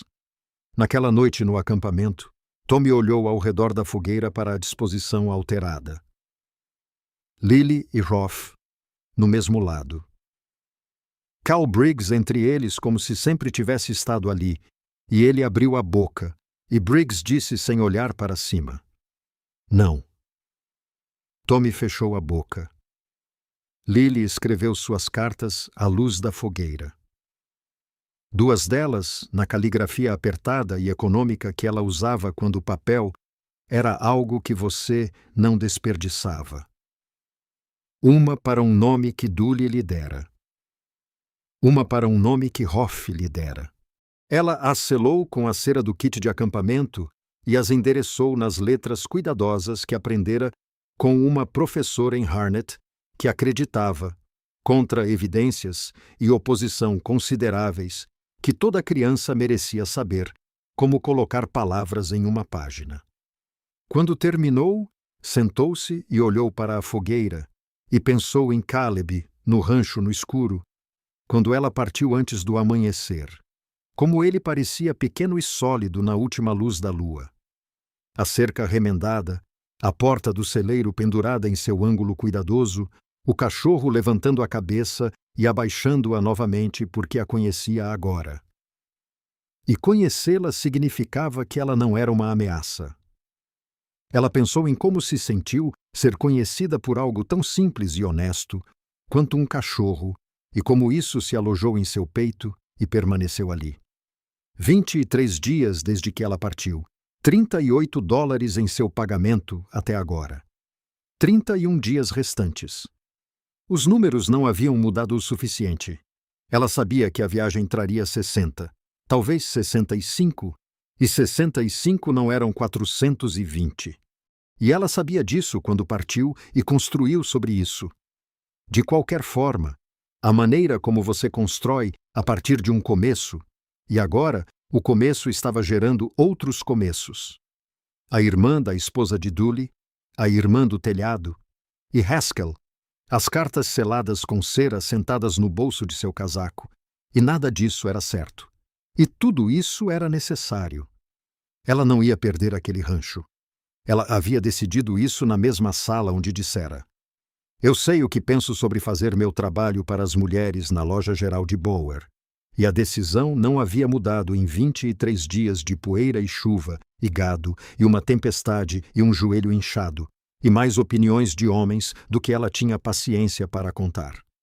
Só tinha ficado mais difícil, o que, em sua experiência, era o que acontecia com decisões que importavam. Elas não ficavam mais fáceis quando o custo aumentava. Elas ficavam mais difíceis e mais claras e mais essencialmente suas. Ela dobrou o casaco sobre as cartas e deitou-se. Abilene ficava 19 milhas ao norte. Ela ia cavalgá-las todas. Abilene apareceu lentamente no horizonte, da maneira que todos os destinos faziam depois que você os conquistava milha por milha. Primeiro uma mancha de fumaça, depois a planície particular, que significava telhados. Então o som dela, que era diferente do campo aberto de uma maneira que levava um momento para seus ouvidos se ajustarem. Lily cavalgou na cauda do rebanho e sentiu a mudança no ar. A maneira como você sente o clima. Algo mudando. Pressão. Algo que significava que o longo e sustentado esforço dos últimos 25 dias estava prestes a se resolver em algo mais, e ela ainda não sabia o quê. Harold os encontrou no portão do curral, e a contagem levou 2 horas. E quando terminou, ele ficou com seu livro-razão e seu lápis e disse: 1.188 cabeças entregues. Bom peso. Ele olhou para cima. $63 por mão. Dooley recebe 70. $63. Ela segurou o número em seu peito por um momento, sentindo o peso dele, o peso específico do dinheiro que foi ganho através de algo que lhe custou. Dooley coletou os envelopes de pagamento do homem de Harold e os distribuiu na beira do curral. E quando chegou a Lily, ele estendeu o dela sem cerimônia e disse: "O correio fica a 2 quarteirões a leste na Kansas Street. Você tem suas cartas." "Eu sei", disse ela. "Marcia escreveu de volta", disse ele. Ela olhou para ele. "Quando uma carta chegou à minha esposa 3 dias atrás, ela enviou um recado esta manhã através do homem de Harold." Ele fez uma pausa e na pausa ela ouviu algo não exatamente esperança, mas o contorno estrutural de onde a esperança poderia ser construída. "Marta tem falado com as pessoas", disse ele. "Mulheres em Cutter's Bend e em Haskell e em outras 2 cidades que eu não esperava." Ele a olhou firmemente. "Você deveria ir ler sua correspondência." Ela foi. O correio era uma sala pequena que cheirava a papel e tinta, e aquele cheiro específico de um lugar onde as coisas esperavam. E o homem atrás do balcão tinha 2 envelopes para ela, ambos mais grossos do que ela esperava. Ela os levou para o banco perto da janela e abriu o primeiro, que era de uma mulher que ela nunca tinha conhecido. Martha Dooley Ney Prescott, que escrevia em uma caligrafia precisa e ligeiramente formal, a caligrafia de alguém que se ensinou a escrever bem e tinha orgulho disso e deveria ter. Ela leu a carta 2 vezes. Então ela ficou muito quieta por um momento, olhando para a parede acima do balcão, que tinha um aviso postal pregado e nada mais. O segundo envelope continha 2 cartas dobradas juntas, uma da irmã de Hoff, cujo nome era Dileia, e uma da amiga de Dileia, a esposa do caixeiro de banco Alresh, cujo nome Lily não sabia até aquele momento. Clara. Clara Alresh escrevia em uma caligrafia apertada e apressada que sugeria que ela havia escrito rapidamente, talvez enquanto seu marido não estava em casa, e o que ela escreveu era cuidadoso e específico da maneira de alguém que entendia exatamente o que estava colocando no papel e havia escolhido colocá-lo lá de qualquer maneira. Lily dobrou as cartas de volta no envelope. Ela colocou o envelope no bolso do casaco ao lado de seu pagamento. Ela sentou por mais um momento no banco no correio em Abilene e olhou para suas mãos, que estavam ásperas e com cicatrizes em novos lugares agora, e pensou sobre o que significava que 3 mulheres que ela nunca tinha conhecido tinham escrito para ela, tinham passado seu nome entre elas como algo que valia a pena passar. Tinham decidido, independentemente e juntas, que o que estava acontecendo com o rancho de Caleb Turner era algo que elas não podiam simplesmente assistir acontecer. Ela pensou em todas as coisas que aquelas mulheres sabiam que seus maridos pensavam que elas não sabiam. Ela pensou em quanto tempo as mulheres vinham mantendo registros, os registros reais, não os dos livros-razão, mas as contagens contínuas de quem fez o quê, a quem e quanto custou e quem foi forçado a pagar por isso. Ela pensou em como esse conhecimento se acumulava silenciosamente e sem reconhecimento, até que um dia alguém perguntou, e tudo veio à tona de uma vez. Ela colocou as mãos planas nos joelhos, como Caleb colocava as mãos planas na mesa, e se levantou. Ela tinha 29 dias. Ela tinha $63 no bolso e um fio que ela ainda estava traçando e um rancho que ainda estava de pé, ou ela ia acreditar que estava até que tivesse evidências em contrário. Ela foi encontrar o rancho e apontou para o sul em direção à casa. A viagem de volta durou 4 dias de trabalho duro, mais rápido do que a viagem de ida, porque ela era uma cavaleira em um cavalo, e o país se abriu e a deixou passar. Ela acampou leve e cavalgou muito, e falou com o rancho como falava com os cavalos no celeiro de Caleb naquela noite na tempestade, baixo e uniforme. E o rancho respondeu à sua voz como os cavalos tinham, com um acalmar, uma vontade. Na segunda noite, acampada ao lado de um riacho que corria lento e claro no último calor do verão, ela escreveu o quadro completo em seu caderno pela primeira vez. Tudo junto. Não peça por peça como ela vinha carregando, mas a forma inteira. $63 da viagem. O que Marta tinha escrito, o que Clara Alrete tinha escrito, o que Dileia tinha dito sobre seu irmão, que tinha mudado, ela usou essa palavra mudou, sublinhada uma vez, como se ainda estivesse surpresa com isso e o que isso poderia significar. O valor total era $420. Ela tinha 63. Isso deixava 357. E ela tinha 29 dias. E as cartas em seu bolso do casaco sugeriam que o fio que ela vinha traçando corria em um lugar inesperado.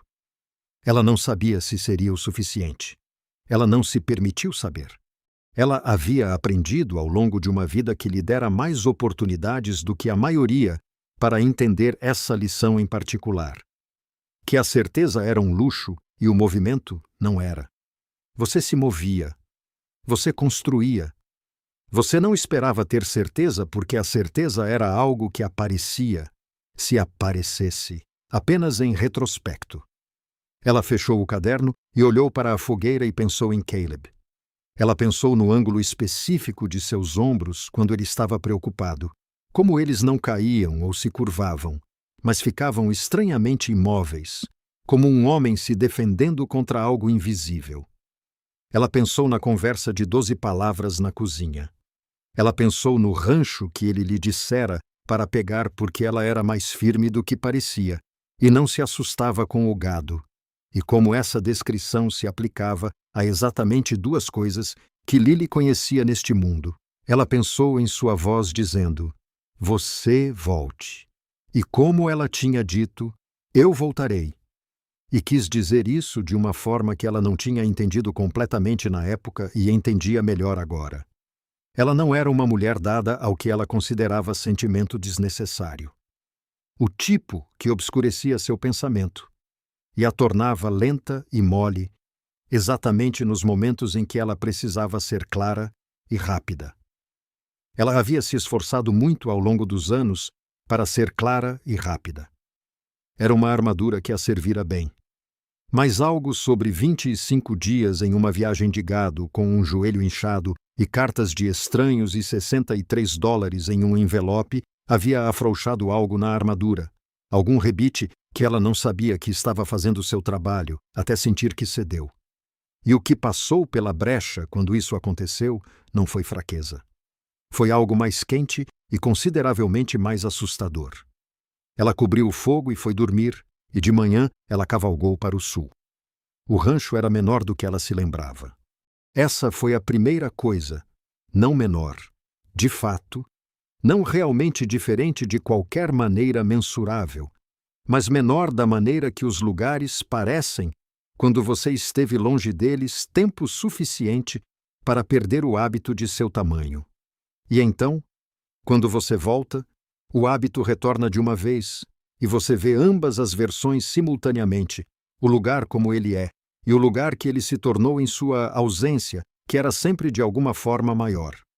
Ela subiu pela trilha pálida através da grama rala no início da tarde, e o cachorro levantou a cabeça, e então se levantou e abalou o corpo inteiro, o que ele nunca tinha feito antes, e ela pensou que provavelmente era a recepção mais sincera que ela tinha recebido em anos. E ela ficou genuinamente comovida com isso. Evelyn veio à porta antes que Lily terminasse de desmontar. E ela ficou na varanda e olhou para sua filha por um longo momento, fazendo um inventário como ela fazia, como as mães faziam. E então ela disse: "Seu joelho está melhor", disse Lily.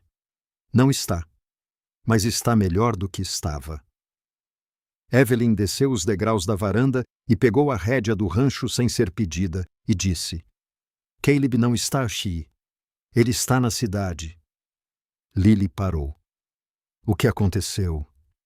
Nada ainda. Mas o banqueiro veio há 4 dias. Um homem chamado Herix. A voz de Evelyn era calma e cuidadosa, que era como ela falava quando estava contendo algo maior do que queria mostrar. Ele veio com outros 2 homens, e eles caminharam pela propriedade. Caleb não me deixou ouvir a conversa, mas eu pude ver o rosto dele depois. Quão ruim! Ruim o suficiente para ele não jantar. Evelyn olhou para ela. Essa é a 2ª vez em 4 semanas. Lily desamarrou sua bolsa do rancho e entregou o cavalo para sua mãe. E ela entrou e colocou a bolsa na mesa e tirou seu caderno e o envelope de pagamento e as cartas de seu bolso do casaco e as arrumou à sua frente. E ela ficou olhando para elas da maneira que você olha para um mapa quando precisa encontrar a rota. 25 dias restantes. Caleb voltou no início da noite e ela ouviu o cavalo no quintal e depois suas botas na varanda. Boards that particular rhythm. 3 steps and a pause at the door. And then he came in and he stopped. He looked at her for a moment without saying anything. Something moved across his face that she did not quite have a name for relief was part of it. And surprised though she had told him she would come back, and she had always meant it. And something else beneath both of those things that he put away before she could read it fully. "You're back," he said. "I said I would be." "Yeah." He looked at her. "Really?" Looked the way he'd looked that first evening when something was being taken seriously. "How's the knee?" She almost laughed. "My mother asked me the same thing."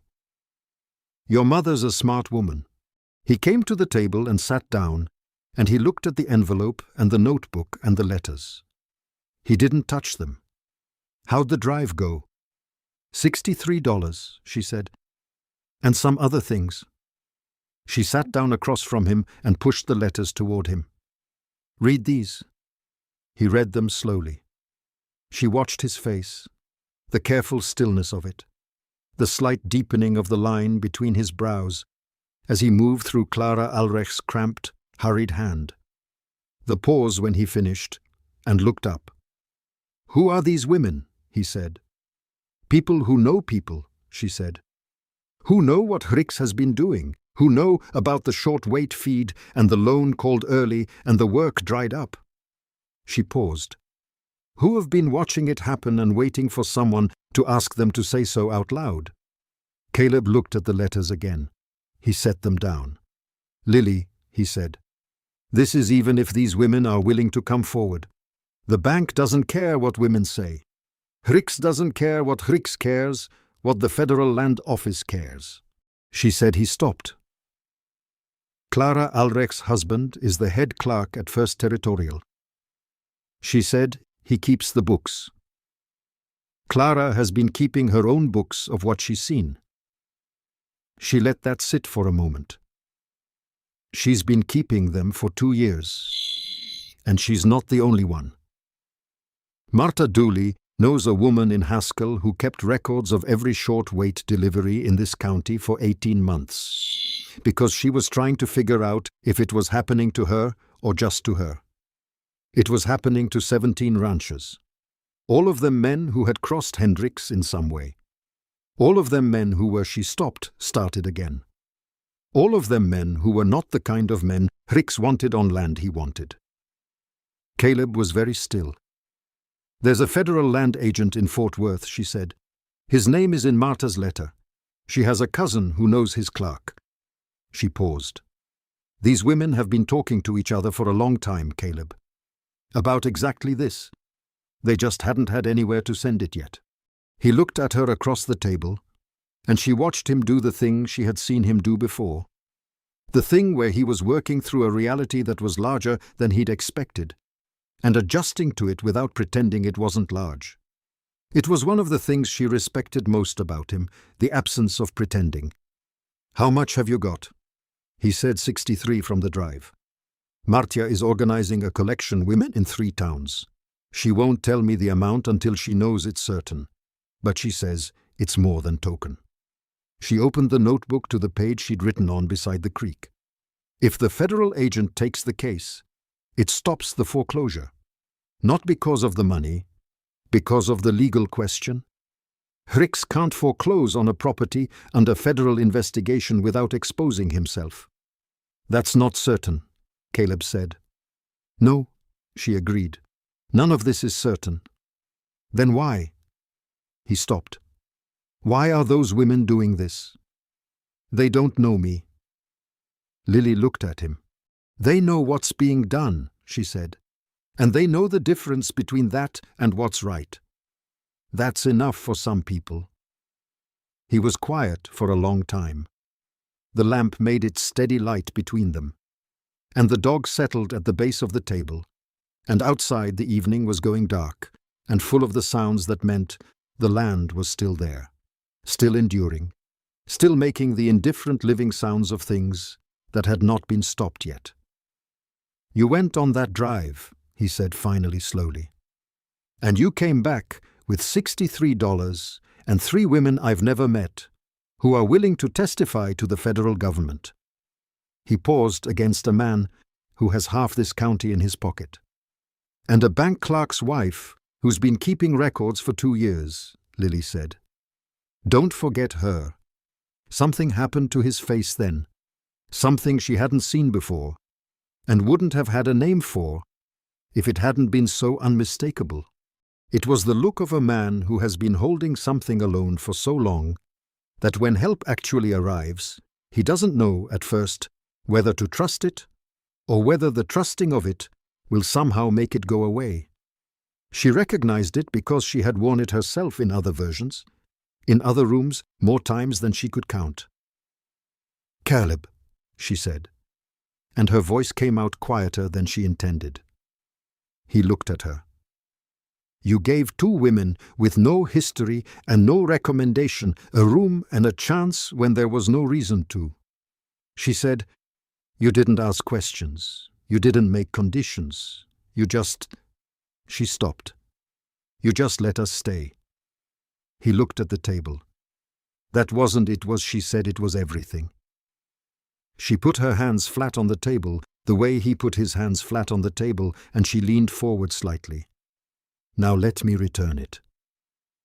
The silence between them was long and full, and neither of them moved to break it. The lamp burned. The dog sighed. Outside, the first stars were coming up over the flat, dark line of the land. "All right," Caleb said. His voice was rough at the edges, like he'd been holding it in a shape that was too small for a while. "All right. What do we do first?" "First," she said, "I write a letter to Fort Worth tonight." She pulled the notebook toward her. "And tomorrow, you and I drive into Cutter's Bend together, both of us, and we walk into Bauer's General Store, and we buy what we need, and we let every person in that town see us doing it." He looked at her. "Why?" "Because Hendricks' power runs on the idea that you're alone," she said. "The moment you stop looking alone, the calculus changes." She picked up the pencil. "He's been betting you'd fold under the isolation. He doesn't know you have company." Caleb looked at her for another moment. Then he pushed back from the table and stood. And he went to the counter and poured 2 cups of coffee and brought them back and set one in front of her. And he sat back down and he said, "Write your letter." She wrote it. He sat across from her and drank his coffee and did not speak. And his silence was the particular kind she had come to know. Not empty, not indifferent, but present the way a man was present when he had decided he was staying. And there was nothing more that needed to be said about it. She wrote 4 pages, careful and specific, the way Clara Alrech was careful and specific, the way women were careful and specific when they knew that what they put on paper might be the only weapon they had and they intended to make it count. She named dates and amounts and names. She cited the letters. She cited the records. She wrote the name Hrix 17 times because 17 was the number of ranchers on the list. And she wanted the federal agent in Fort Worth to understand that this was not a single grievance, but a pattern.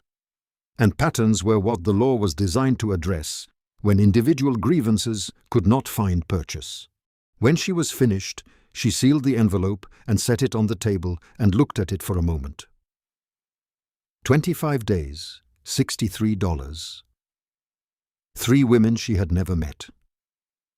1 man across the table who was drinking his coffee in the lamplight with his hands wrapped around the cup and his eyes on her with the quality of attention that had stopped trying to hide what it was. It was not enough. Not yet. But it was everything she had, and she had built on less. She picked up her own cup and drank, and the coffee was the same terrible essential thing it always was, and the ranch was quiet around them. And she let herself, for the first time in 29 days, believe that the ground under her feet was solid.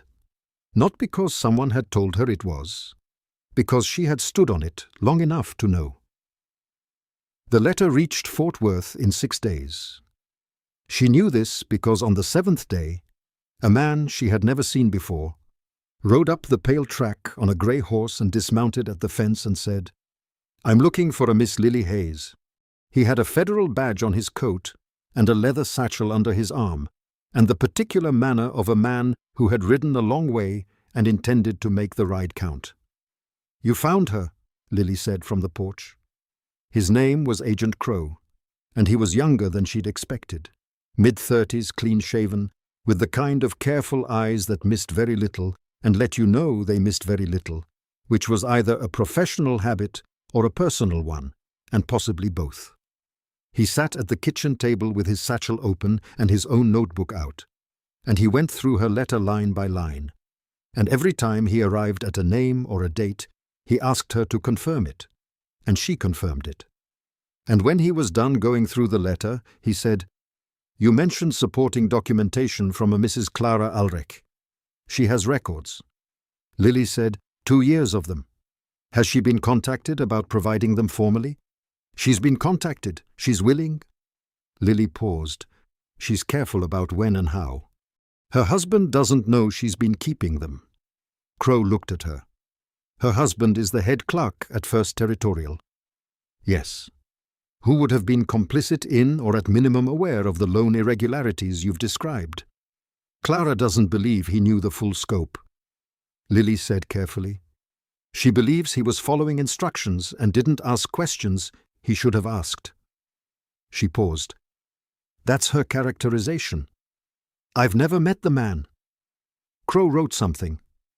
"And the weight discrepancies at the feed store. You have names of other affected ranchers. Marta Dooley has the list 17 names. She can be reached through her husband, Ike Dooley, who runs the Harrow cattle operation out of I know Ike Dooley." Crow said, and something in his voice suggested that knowing Ike Dooley was a point in everyone's favor. Caleb had been standing at the counter through all of this, arms crossed, saying nothing, which was his way of being present and not interfering simultaneously, and she had come to appreciate the precision of it. When Crow finished writing and looked up, Caleb said, "What does this mean for the foreclosure notice?" Crow looked at him directly. "It means that First Territorial Bank of Haskell is now under federal inquiry for predatory lending practices and potential fraud in land acquisition. Any foreclosure action taken against a property under active federal inquiry becomes itself subject to that inquiry." He paused, which means that Mr. Ricks would be exceedingly unwise to proceed. The silence in the kitchen had a different quality than the silences Lily was used to. It was the silence of something large, shifting the way the air shifted before the storm on the 17th day of the drive. Except this time what was coming was not catastrophe. She sat very still and let herself feel the full weight of it. "How long does the inquiry take?" she asked. "That depends on what we find," Crow said. "But the notice of inquiry goes to the bank today before I leave Cutter's Bend." He closed his notebook. "Mr. Turner, I'll need a full accounting of every loan transaction with First Territorial going back to the beginning. Can you get me that today?" Caleb said. Crow nodded and stood. And Lily walked him to the door, and on the porch he stopped and turned and looked at her with those careful eyes. "Miss Hayes," he said, "the letter you wrote, it was specific in a way that most complaints are not." He paused. "That specificity is what made this worth a 6-day ride." "I had good teachers," she said. He looked at her for a moment, as though he were deciding whether to say the next thing, and then he said it. "Você deve saber que não é a primeira pessoa a tentar apresentar uma queixa contra Ricks. 2 pecuaristas antes de você tentaram, com 3 anos de intervalo. Nenhum deles tinha documentação. Nenhum deles tinha testemunhas dispostas a falar." Ele colocou o chapéu. "Você tinha ambos." Ela o observou voltar pela trilha em direção à estrada. E ela ficou na varanda até que ele estivesse fora de vista. E então, ela entrou. E Caleb ainda estava no balcão. E ele a olhava com uma expressão para a qual ela não tinha um nome exato na noite em que voltou de Abalene. E ainda não tem um nome exato agora, exceto que era mais ampla que alívio e mais firme que gratidão. E não tinha para onde ir, senão em direção a ela. "Lily", ele disse. "Não." Ela disse. Ele parou. "Ainda não." Ela disse. "Deixe ser real primeiro." Deixe segurar alguns dias antes de ela parou. Antes de qualquer coisa, ele ficou quieto. Então ele disse, "Tudo bem." E ela ouviu naquelas 2 palavras o mesmo peso que ouvira em você. Volte o peso de um homem que dizia o que queria, e dizia apenas o que queria, o que era mais raro do que deveria ser, e no qual ela confiava há tempo suficiente para que não a surpreendesse mais.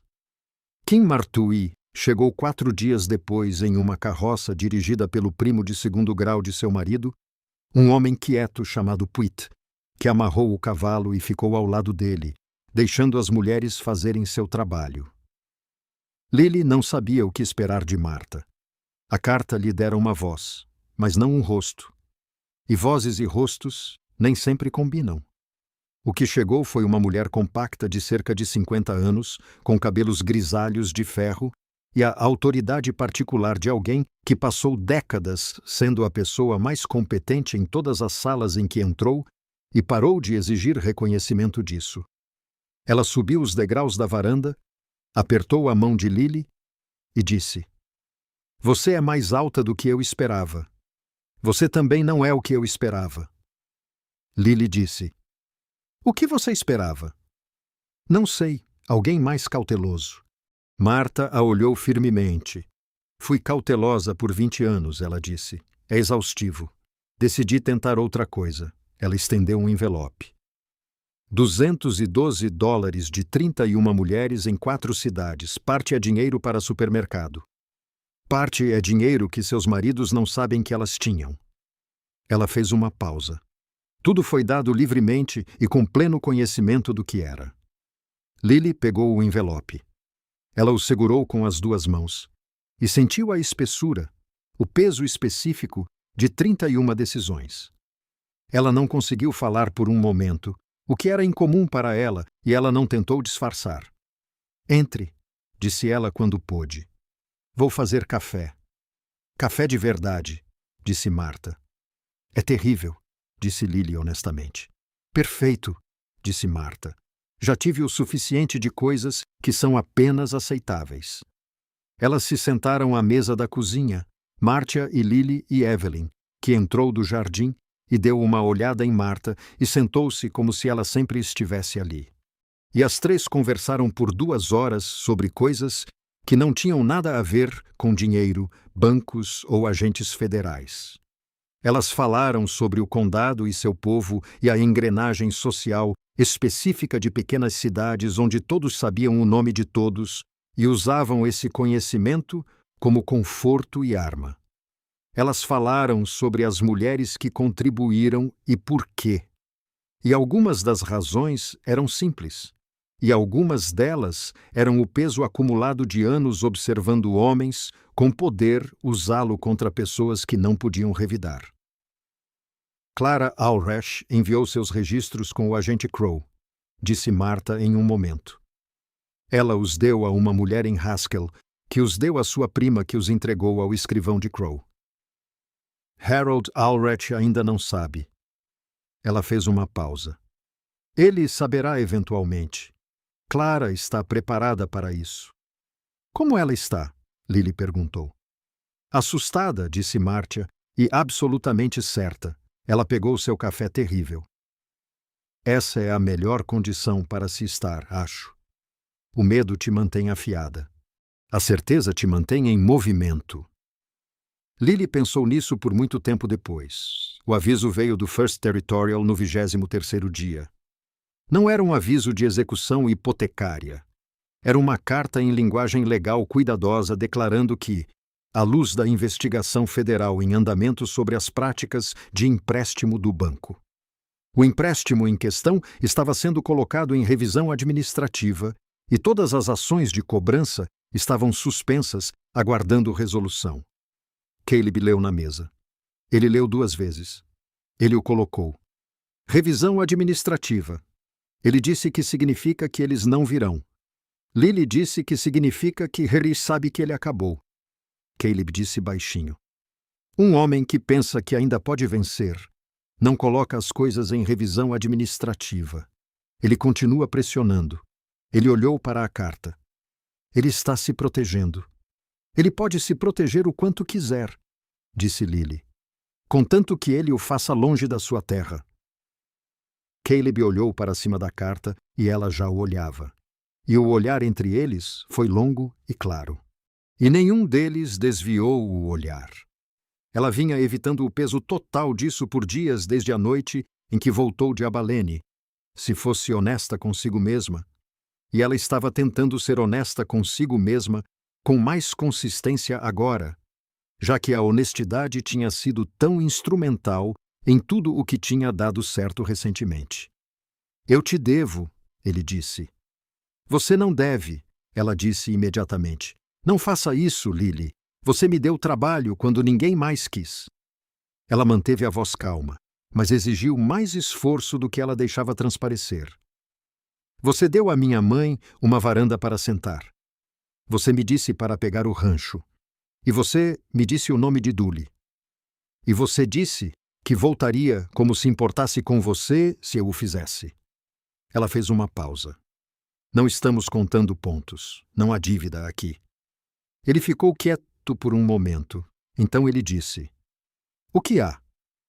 Ela o olhou do outro lado da mesa. A cozinha estava quente e a lâmpada estava acesa. E lá fora o cachorro se movia no quintal e a terra fazia seus sons indiferentes de vida. Os sons de coisas que não haviam sido paradas. Ela estava nesta cozinha há meses agora e conhecia cada canto dela, cada rangido da tábua que ela mesma pregara, cada lugar onde a luz caía de forma diferente pela manhã em comparação com a noite. E ela sabia há algum tempo que o que sentia quando estava nesta sala não era apenas a satisfação do trabalho ou o alívio da segurança. Era algo para o qual ela não tinha nome, porque tinha sido cuidadosa para não olhar para isso tempo suficiente para que adquirisse um. Ainda não sei, disse ela. Mas eu gostaria de descobrir se você gostaria, Caleb a olhou. O rosto cuidadoso. O rosto que não revelava nada. Facilmente o rosto que ela vinha lendo por meses em incrementos, aprendendo sua linguagem da maneira que se aprende qualquer linguagem que importava, fez a coisa que às vezes fazia quando algo estava sendo levado a sério. E então lentamente fez outra coisa. Algo que ela não tinha visto fazer antes, abriu-se. Não totalmente. Essa não era quem ele era. E ela não precisava de tudo, mas o suficiente. O suficiente para ver o que havia ali. Sim, disse ele. Eu gostaria. A investigação federal levou 4 meses para ser resolvida. Quando isso aconteceu, Hendricks havia sido removido de seu cargo no First Territorial. E o banco havia sido colocado sob um administrador, nomeado pelo tribunal, que tinha o trabalho particular de desembaraçar o que Ricks havia amarrado. 14 dos 17 pecuaristas da lista de Marta receberam notificações formais de ajuste de empréstimo. 2 deles vieram pessoalmente ao rancho para falar com Lily, não porque ela os tivesse pedido, mas porque tinham ouvido seu nome de Mártia e queriam associar um rosto a ele. O primeiro, um homem envelhecido chamado Gideon Park, ficou na varanda com o chapéu nas mãos e disse: "Não sei como agradecer, senhora." "Você não precisa me agradecer." Ela disse: "Agradeça a Clara Alresh. Agradeça a Marta Dowley. Agradeça às 31 mulheres que deram dinheiro para supermercado." Ele a olhou. "Agradecerei a todos vocês," disse ele. "Mas você começou." Ela pensou sobre isso, se ela tinha começado ou se tinha sido começado muito antes dela por todas as mulheres que mantinham registros em particular. Todas as mulheres que observavam e esperavam e carregavam o conhecimento sem ter para onde enviá-lo. Ela pensou que não tinha começado nada tanto quanto chegou a um lugar onde as coisas que já estavam em movimento precisavam de uma direção e ela a forneceu. Era uma coisa menor do que começar. Era também, de certa forma, mais difícil. Ela não disse nada disso a Gideon Park. Ela disse: "Fico feliz que tenha ajudado." E ela quis dizer isso. Roth apareceu no outono com sua irmã Dileia, que não se parecia em nada com o irmão. E exatamente o que Lily esperava da carta. Perspicaz e calorosa, e capaz de ler uma sala em 30 segundos.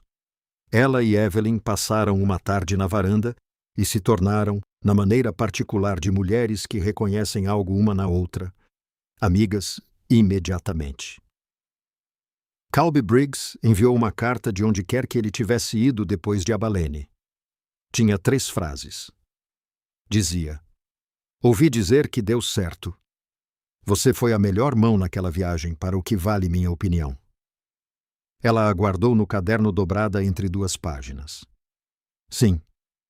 Na manhã em que ela e Caleb percorreram a cerca do gado juntas pela primeira vez, não porque precisasse ser escrito. A cerca estava sólida, mas porque era algo para fazer que os colocava lado a lado na luz da manhã com a terra se abrindo à frente deles, ele disse: "Tenho pensado." "Você está sempre pensando," ela disse. "Você só costuma ser mais quieta sobre isso." Ele a olhou. "Foi o que você me disse." "Eu sei que se encaixa." Ele cavalgou por um momento em silêncio, e o silêncio tinha a qualidade particular dos que ela conhecia, presentes e propositais, não vazios. "Tenho pensado sobre o que você disse," ele disse sobre descobrir. Ela o olhou.